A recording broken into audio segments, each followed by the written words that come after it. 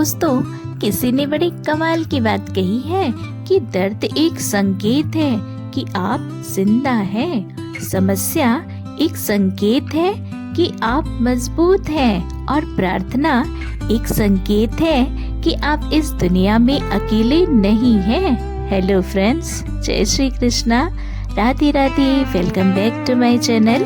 मेरा नाम है सुनंदा।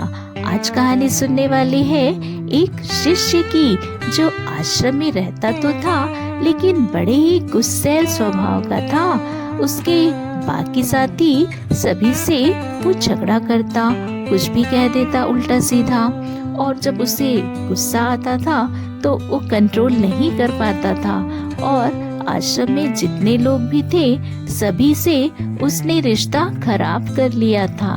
एक दिन वो अपने गुरु के पास पहुंचता है।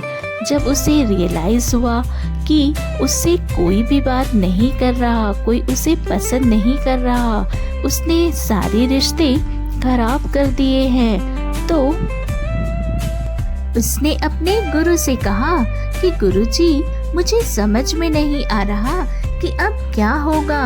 मैं सारे लोगों से बातचीत बंद कर चुका हूँ, कोई भी मेरा चेहरा देखना पसंद नहीं करता, और मुझे बस यह बता दीजिए कि आप इतने शांत कैसे रहते हैं। मैंने हमेशा आपको निर्मल वाणी में बात करते सुना है, बहुत अच्छा स्वभाव है आपका और आप किसी से झगड़ा भी नहीं करते, तो मुझे बस आपका सीक्रेट बता दीजिए, शायद मैं कुछ कर पाऊँ। गुरुजी ने कहा, बेटा, मुझे अपना रहस्य तो नहीं पता, लेकिन तुम्हारा रहस्य जानता हूँ। आज से 7 दिनों के बाद तुम्हारी मृत्यु हो जाएगी।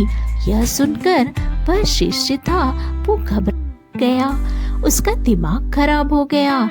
अगर किसी और ने उसे ये कहा होता तो वो यकीन नहीं करता, लेकिन उसके गुरुजी, जिन्हें भूत भविष्य वर्तमान सब पता है, उन्होंने कहा है कि 7 दिनों के बाद मृत्यु होने वाली है, तो ये सच है।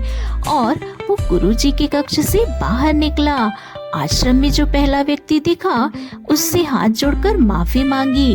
उससे कहा कि मैंने उस दिन तुम्हें जो भी कहा था, जो कह दिया था, मुझे माफ करना। व्यक्ति देखा, उससे माफी मांगी। वो याद करता जा रहा था कि किस किस को उसने क्या कहा था। वह माफी मांगता गया। अब समय नहीं बचा है, दिन खत्म हो रहे हैं, तो उसे अगर कभी गुस्सा भी आया तो अंदर ही अंदर उसको पी लिया, लेकिन बोला कुछ नहीं। और 7 दिनों के अंदर अंदर उसने सारे लोगों से माफी मांग ली। लोग समझ नहीं रहे थे कि इसे क्या हो गया है। अब 7 दिन पूरे हो गए। गुरुजी के कक्ष में जाकर के प्रणाम किया और बोला कि गुरुदेव, अंतिम प्रणाम स्वीकार कीजिए। आपने भविष्यवाणी कर दी थी, आपने बताया था कि 7 दिन के बाद मृत्यु होने वाली है। आज मृत्यु का दिन है।